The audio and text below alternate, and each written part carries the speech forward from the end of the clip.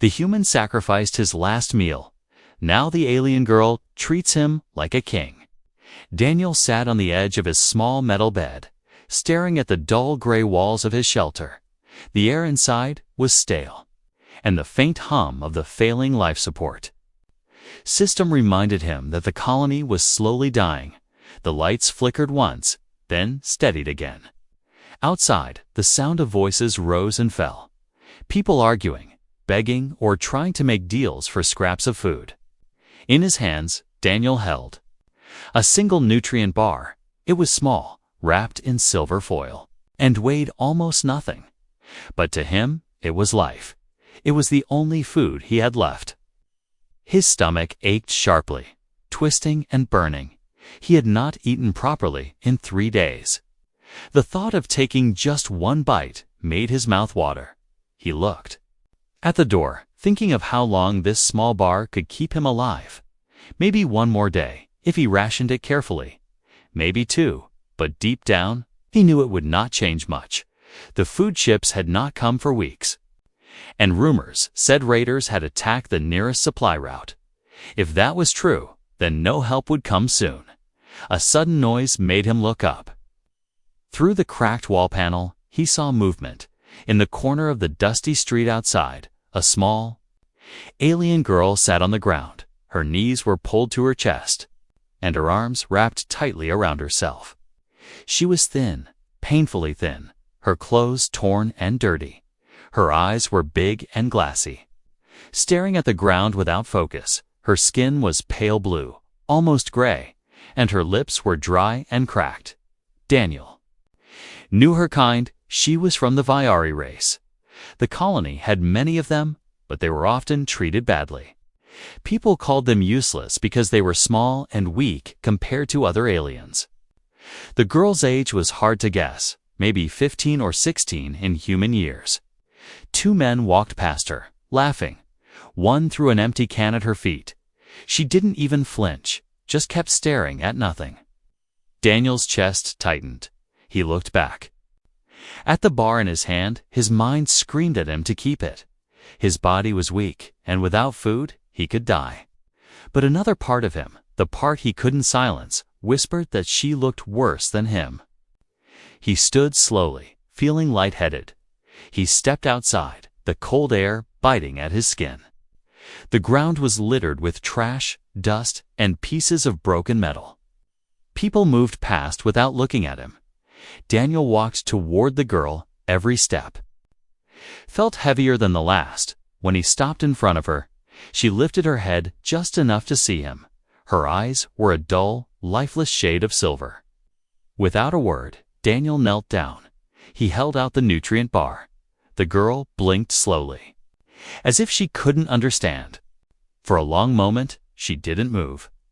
Then, with shaking hands, she reached out and touched the silver wrapper. Her fingers were cold, colder than the air. She pulled the bar close to her chest, still looking at him as if waiting for permission. Daniel nodded once. She tore the wrapper open with trembling hands.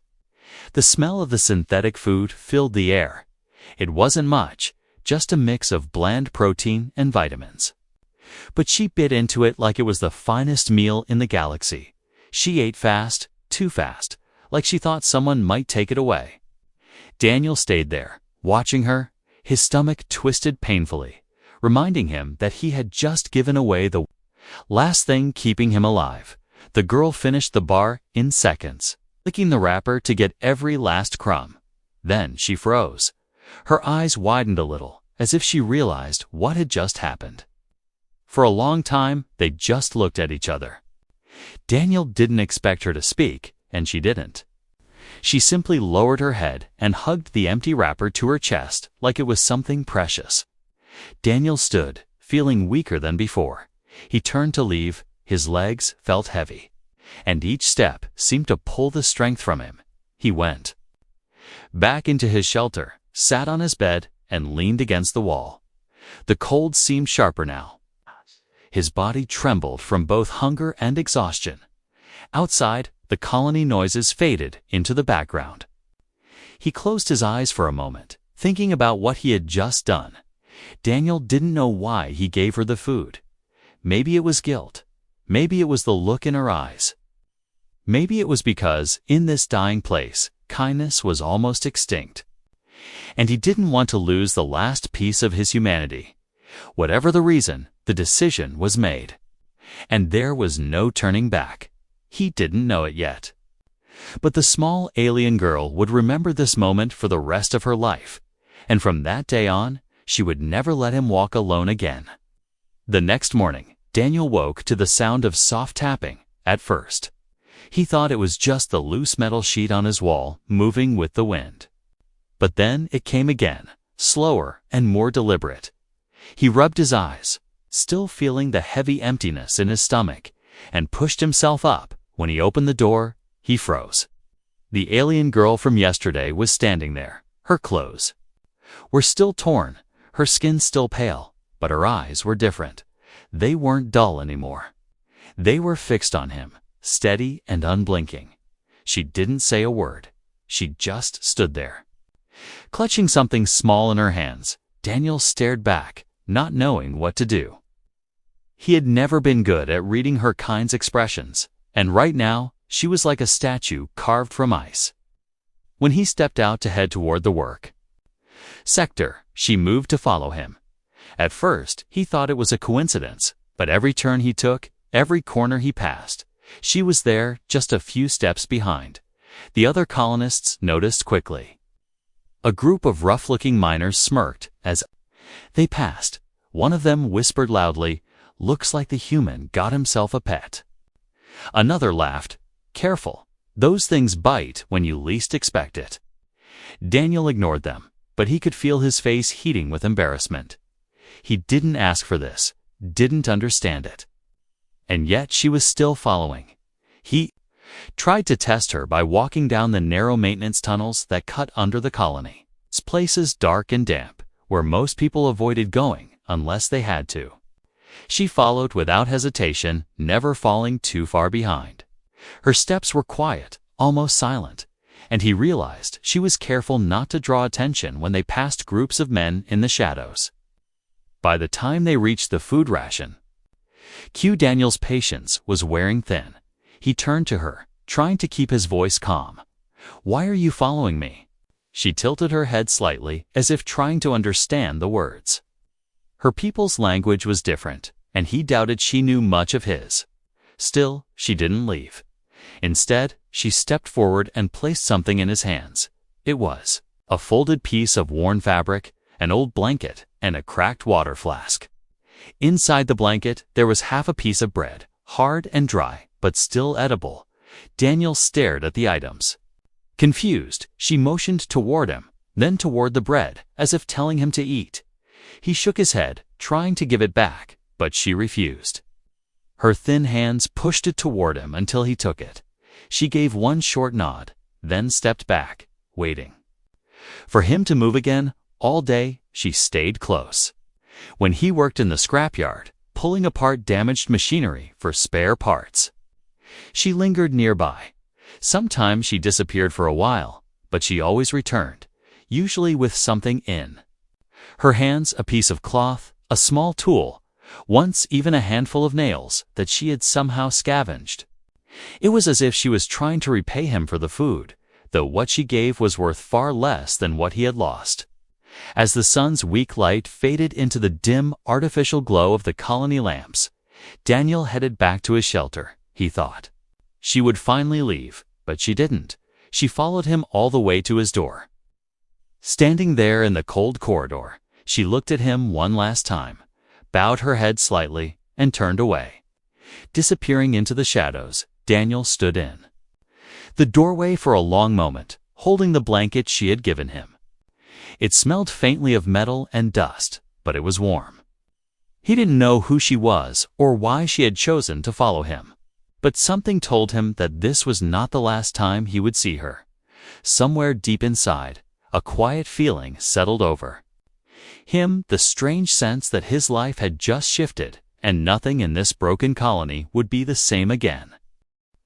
The next few days passed in a strange rhythm. Daniel would open his door and find the alien girl already there, waiting in silence. She never knocked again. But somehow she always knew when he was about to step outside. At first, he thought it was coincidence, but soon it became clear she was watching over him. She kept her distance most of the time. Yet he could feel her presence like a shadow that refused to fade. When he walked through the market square, her eyes moved constantly, scanning faces, watching the hands of strangers. Once, when a man brushed too close to Daniel, she stepped between them without hesitation, staring at the stranger until he backed away. Daniel didn't understand it. He had seen Vyari women before, but never one who moved like her. She was small and thin. Yet there was a sharpness in the way she looked at people, as if she was measuring threats. One evening, he decided to take a different path home. Through a half-collapsed storage district where the air smelled of rust and old oil. It was darker there, the light strips overhead barely working. Halfway through, a shape moved in the shadows. Daniel stopped. A drunk colonist stepped out, his eyes glassy and his breath heavy with the stink of cheap liquor. "You've got something in your pockets, human," the man slurred. Hand it over. Daniel froze. His pockets held nothing. Of value, just a small wrench and a few bolts from his work. But he knew that in a place like this, people didn't need a reason to take what wasn't theirs. Before he could respond, there was movement beside him. The alien girl stepped forward, her stance low and ready. She said something sharp in her own language, her voice low but edged. Like a blade, the drunk man laughed at first, but when she didn't move, his smile faded. She took a step closer, eyes fixed on him like a predator sizing up prey.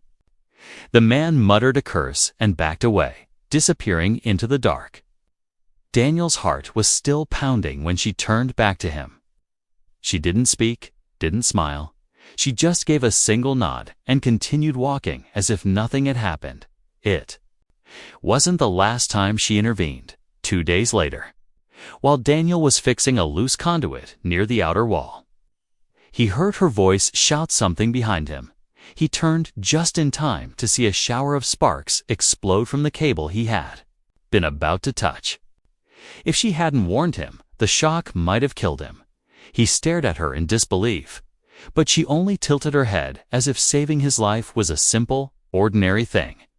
That night, when Daniel lay down in his shelter, he realized the truth. She wasn't just following him, she was guarding him. She had decided something in her mind. Something he didn't understand, but he could feel it in the way she moved, the way she watched, and for reasons he couldn't explain, he felt safer with her there. Even though he still didn't know her name, the uneasy peace of the colony shattered in a single night. Daniel had been working late in the scrapyard, the distant rumble of the power grid humming through the walls, when a sudden alarm tore through the air, a deep, metallic howl that sent a chill down his spine. People shouted in panic outside. The ground trembled under his boots. Followed by the sharp crack of gunfire, he ran toward his shelter, pushing through the growing crowd.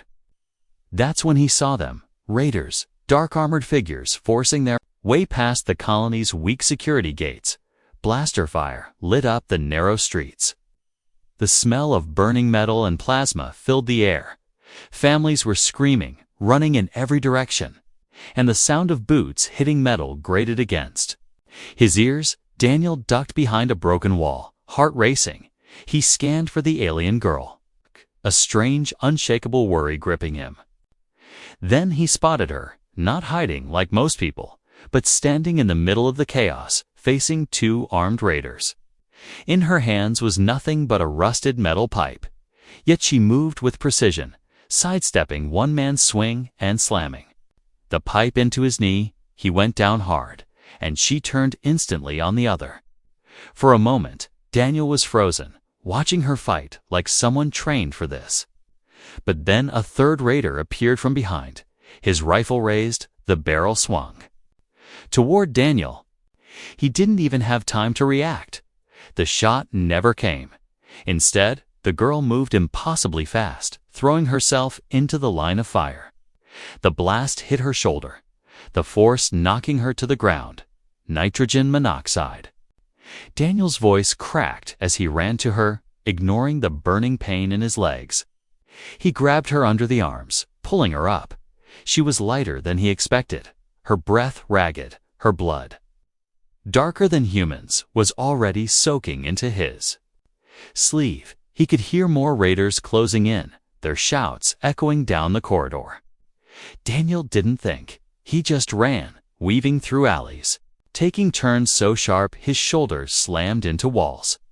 The girl's head rested against his chest, her eyes half closed, yet even injured. She tried to glance back, as if making sure no one followed. The colony's outer sectors were a maze of debris and abandoned rooms. And Daniel used every shortcut he knew until finally, the sounds of pursuit faded. He stopped inside an old med bay that hadn't been used in years. Its dusty equipment still faintly smelling of antiseptic. He set her down gently on a metal table. Her breathing was shallow, and her skin had gone pale. His hands shook as he searched for supplies, anything to stop the bleeding, as he worked. She kept her gaze locked on him, even as her eyelids grew heavy. Daniel didn't understand why she had done it, why she had taken the shot meant for him. But as he pressed a bandage to her wound and whispered that she was going to be fine, he realized something terrifying the girl he had once saved with. A single meal had just risked everything to save him, and the thought of losing her filled him with a fear deeper than hunger ever had. Daniel worked through the night, his hands moving clumsily but refusing to stop. The med bay's dim emergency lights cast a pale glow over the girl's face, highlighting the sharp lines of pain around her eyes. The wound on her shoulder was ugly. The blaster had burned deep, but he had managed to clean it and wrap it tightly with the last of the sterile bandages he could find. Every so often, her breathing would hitch, and he'd pause, holding his own breath until she settled again. He hadn't eaten in over a day, his body screaming for rest, but he didn't dare leave her side. At some point, she stirred, her head turning slightly toward him.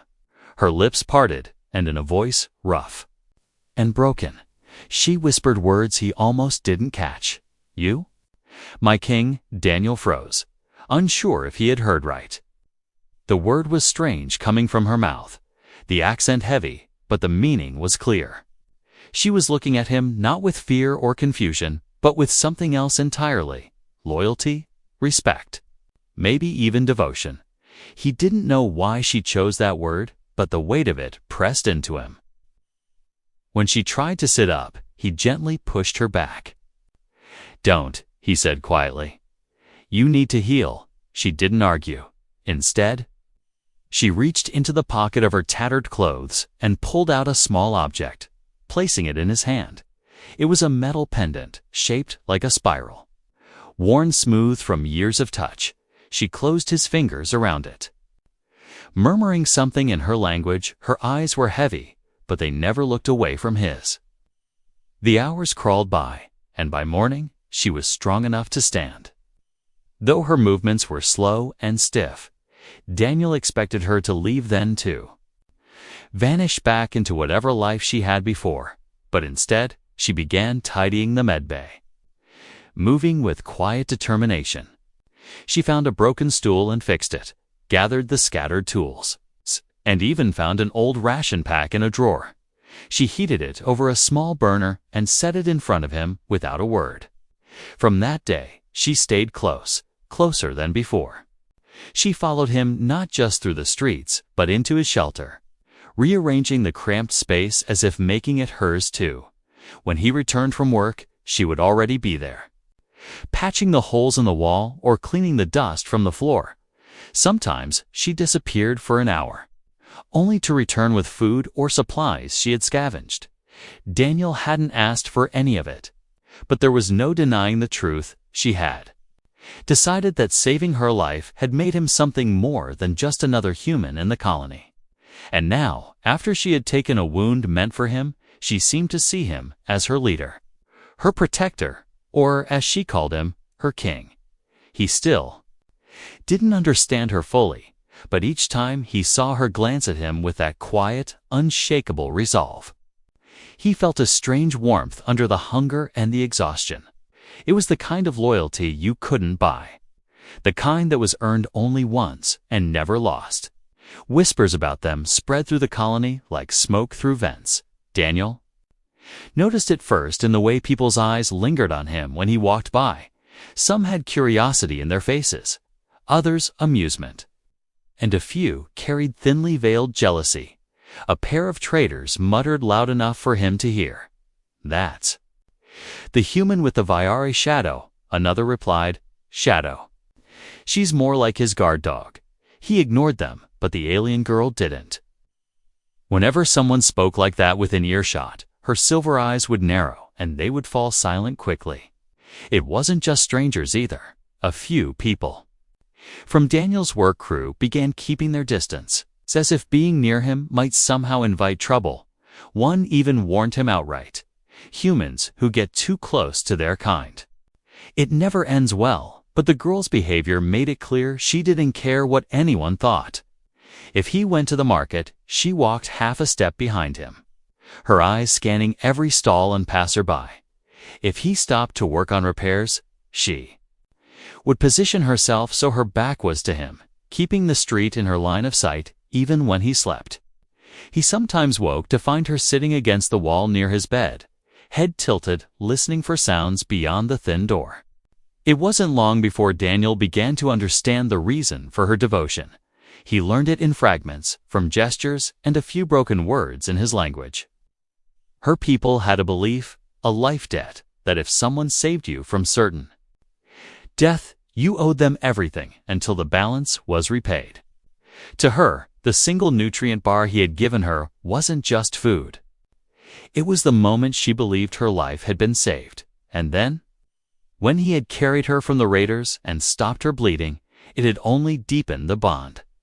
She told others when they asked, in her halting human speech he gave, "Me life, I give him all." Daniel didn't know how to respond the first time he heard her say it. The words stirred something deep in him, a mix of pride, guilt, and a strange tenderness he couldn't quite name. By now, people in the colony were starting to treat him differently. Some offered him better trade deals, assuming he had some kind of power over her. Others avoided him entirely, muttering about alien entanglements. Daniel didn't care for either reaction, but he couldn't deny that the girl's constant presence made him feel safer, in a place where kindness was rare and trust even rarer. She was the only one who seemed ready to stand between him and danger without hesitation, and though Daniel had never thought of himself as anyone's leader, much less a king, he was starting to realize that to her, he already was. Months passed and the colony slowly crawled back from the chaos. The outer walls had been patched, trade had started again in small bursts, and the constant sound of gunfire in the distance had faded to an uneasy silence. Daniel's life had changed in ways he hadn't expected, and none of it had to do with the repairs or the food rations finally becoming regular again. It was because of her. The alien girl had grown stronger. The frail, trembling figure he had first seen in the corner of the street was gone. Her shoulders were straighter now, her movements quicker. Her skin had regained a healthier tone, and her eyes, once dull silver, now gleamed with sharp awareness. She still stayed close to him every day, but there was something different in the way she walked beside him now. It wasn't desperation anymore. It was pride, everywhere they went. She carried herself as though guarding someone important. And though Daniel still felt strange about the title she had given him, king, he had stopped trying to correct her. To her, it wasn't about ruling or power. It was about the bond between them. A bond forged not from laws or contracts, but from a moment of simple human kindness in a place where kindness barely existed. One night, as they sat outside his shelter watching the faint glow of distant stars through the colony's cracked dome, She broke the quiet in her halting human speech. She said, "I live. Because you gave, I stay. Because I choose." Daniel didn't reply right away. He just looked at her, realizing that somewhere along the way, her life debt had turned into something more. She wasn't following him because she owed him. She was there because she wanted to be, in a colony full of shifting alliances and people who would trade loyalty for a single meal. Hers was the one thing that never wavered. Daniel knew, without question, that if danger came again, she would be there in front of him, no matter the cost. And he also knew something else. If that day came, he would be right beside her. The day he gave away his last meal had felt like a loss at the time. But now, looking at her beside him, Daniel realized it had been the start of everything worth keeping. In a place where survival often meant turning your back on others, he had chosen differently. And because of that, in the eyes of one alien girl, he would always be a king.